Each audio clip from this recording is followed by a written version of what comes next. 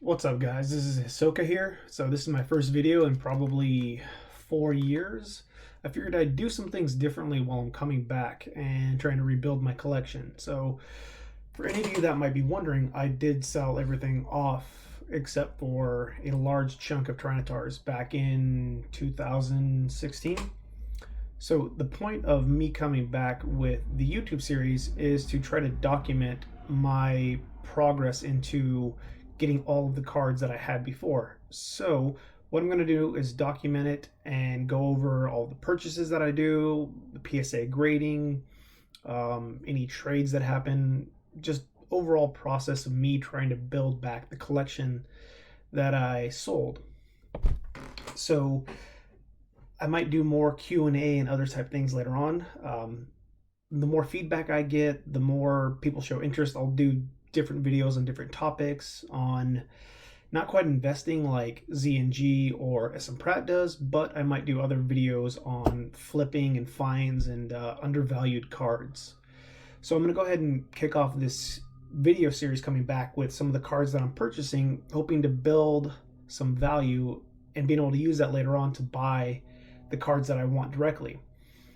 What I'm going to do is I'm going to buy cards that I don't plan to collect so that I can flip those for the cards that I do collect. So that's overall the main goal of things, because if I look at the value of my collection now, just EX series alone,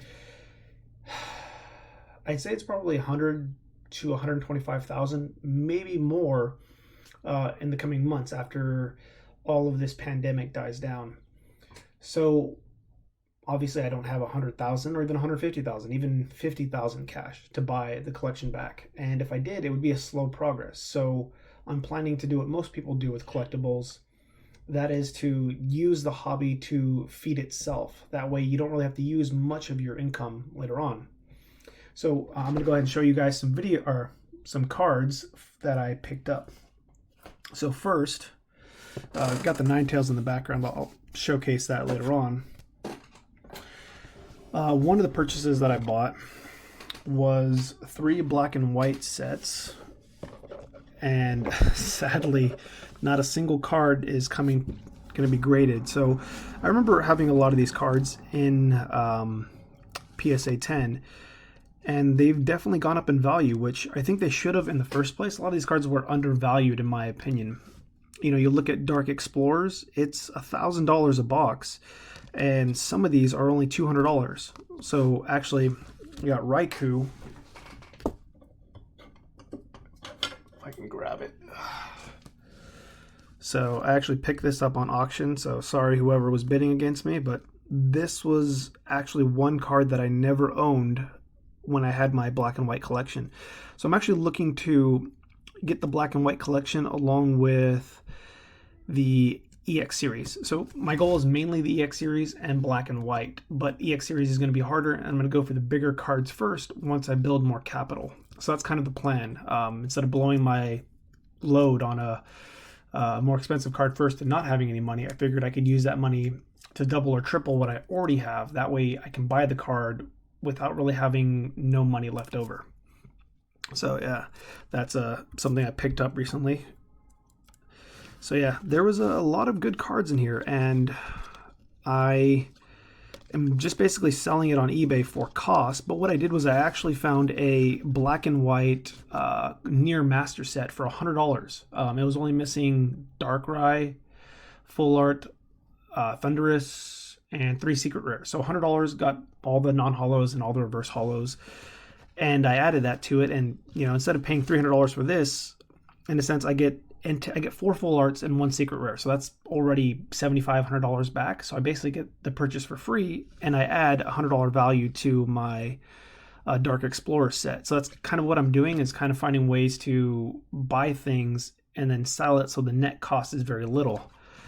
We had lots of great cards from this. I'm hoping to pick up some of these from some people that I know that have extra copies.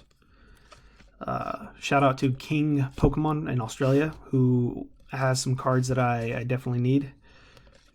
But yeah, the plan is not to really buy many PSA 10s this first 6 months. It's just to build as much capital and, you know, doubling or tripling my money as much as I can right now so that I can buy the cards later, even though they go up. The cards that I buy hopefully will go up as well. But yeah, lots of great cards in here, and this is just an example of purchases that didn't work out. Not every time that you make a purchase, you'll get something that, you know, is going to be worth a lot. There were times where, you know, looking at the price right now, there's a Rayquaza Gold Star that went for $23,000. Now, maybe it's worth $12,000-$15,000 at most, because that auction looks like it was shielded.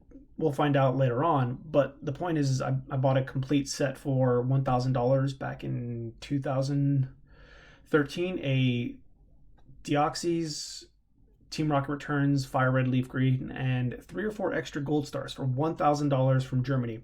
That was a set in one of my earlier videos that graded all 10s. The Latios, Rayquaza, maybe one of the starters from Team Rocket Returns, and then I think there was a Gyarados that I didn't grade, and then one Flareon Gold Star. So remarkably crazy amounts, and you're not always going to find that, and I highly doubt that's ever going to be repeated again.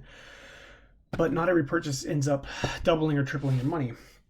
So to go from a purchase that didn't actually make any money to one that I think will, let's see, that one didn't sell. So let's actually go to first edition Jungle. Now, I kind of hesitated on talking about this just because this has been my moneymaker as far as finding cards.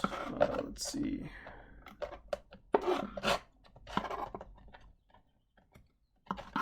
All right, so yeah, already I've picked up, you know, this is just Wizards of the Coast Holos, and so I have these plus another 40 coming on the way, and then some individual cards outside of that.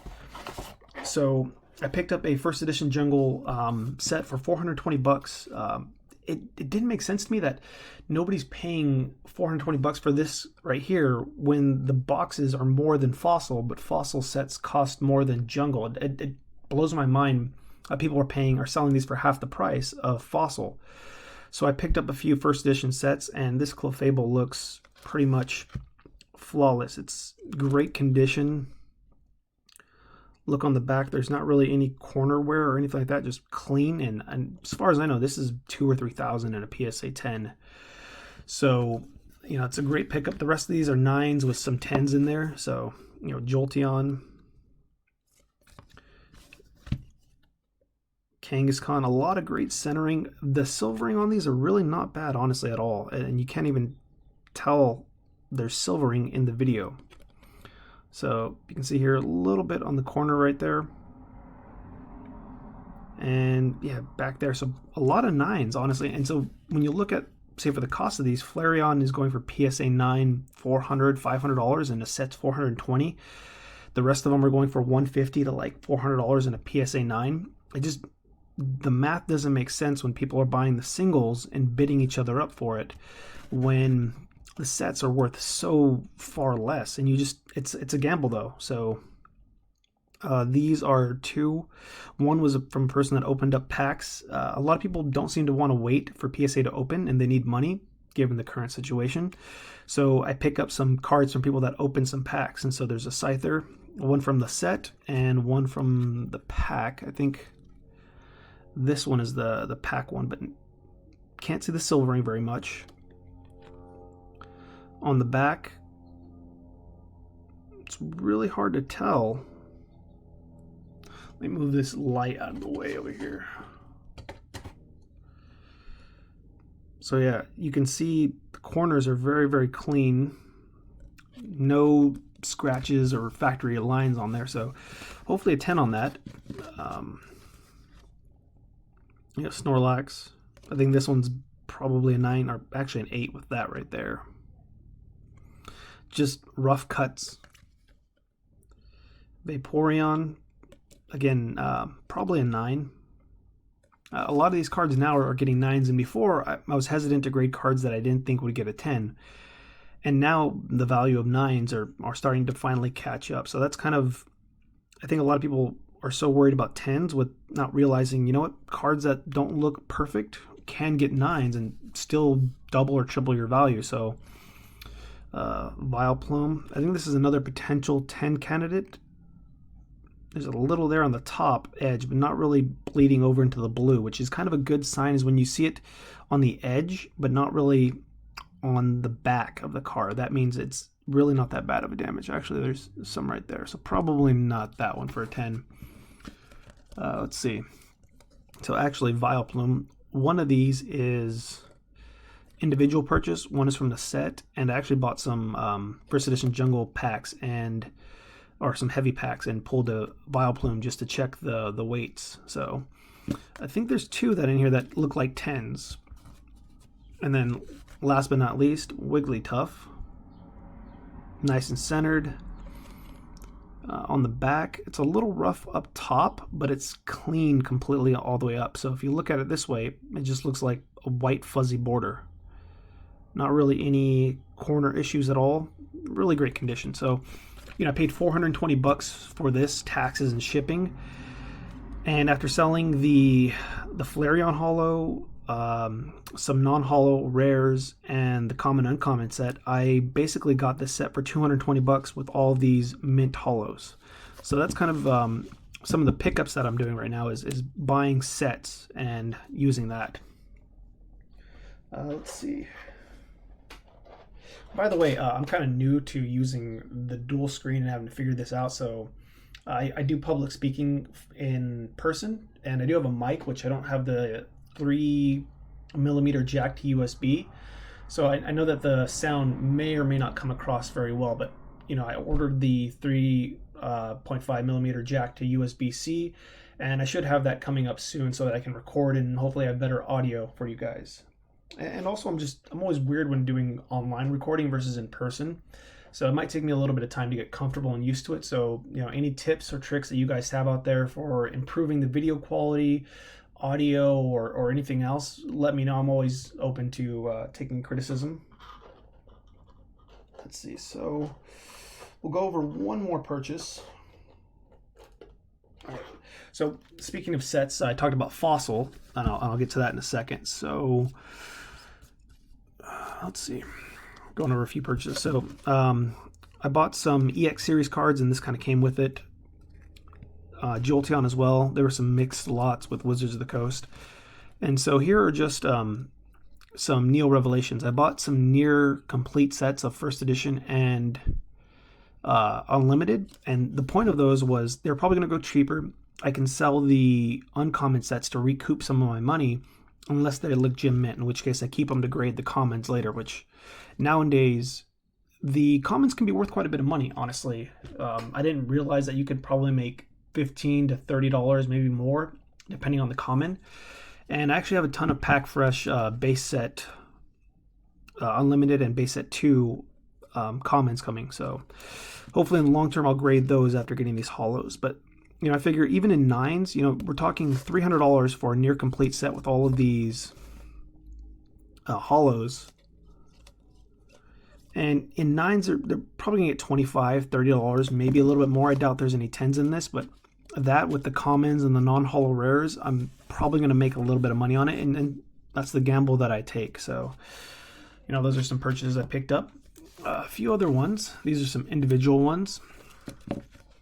So this one is I'm really hoping for a gem mint on this one. Just the amount of holo in this one is just absolutely ridiculous. I don't see any scratches or factory lines. And then on the back,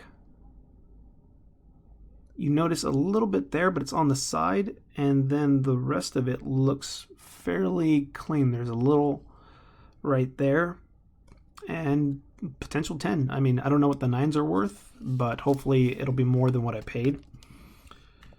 Misty's Gyarados, really nice centering. The back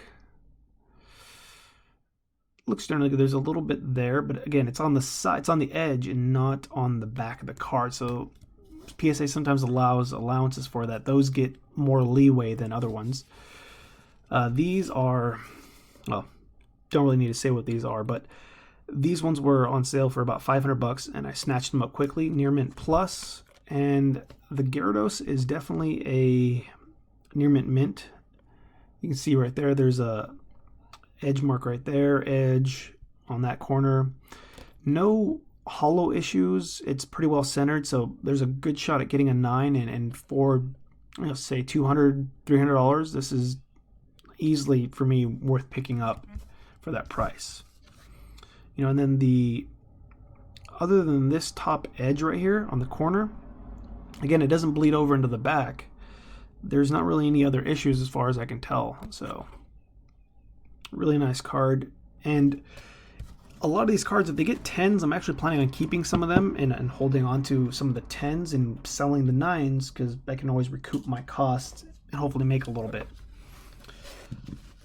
or use them as trade for something that I do want. So I picked up a first edition fossil set for $700, compared to paying $420, and I kept the commons and I kept most of the holos. Most of these are really clean fronts, but unfortunately the back has some edge wear or corner wear, and at most I see these getting 9s, but then again, you look at some of these in 9s, they're $150, $250. And for $750, you got most of these holos: 3, 4, 5, 6, 7, 8, 9, 10, 11, 12, 13, 14, 15. So 15 holos, PSA 9 on average, $150 a piece. That many, that's well over 1,000, plus potentially a few 10s, commons, and other things like that. So that's just kind of some of the things I've been picking up.